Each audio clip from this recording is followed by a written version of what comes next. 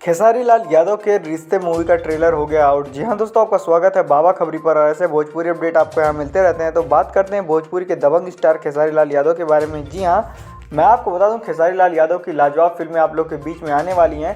वहीं एक मूवी है रिश्ते, जो कि काफ़ी तेज़ी से इंटरनेट पर वायरल चल रही है। इसका वीडियो जो है खेसारी लाल यादव का काफ़ी तेज़ी से इंटरनेट पर छा रहा है। और मैं आपको बता दूं ये मूवी आप लोग को 14 मार्च को देखने को मिलेगी सिनेमाघरों में। और रिश्ते मूवी काफ़ी लाजवाब और धमाकेदार होने वाली है खेसारी लाल यादव की। और इस मूवी का ट्रेलर आ गया भाई। ट्रेलर तो काफ़ी लाजवाब और धमाकेदार है। तो देखते हैं क्या उसी तरीके से पिक्चर भी होने वाली है। वैसे तो आपको पता है फिलहाल खेसारी लाल यादव की एक 10 मूवी भी आने वाली है, जो कि ग्लोबल म्यूजिक जंक्शन से आएगी और जो काफ़ी बड़ा प्रोजेक्ट है भोजपुरी इंडस्ट्री का।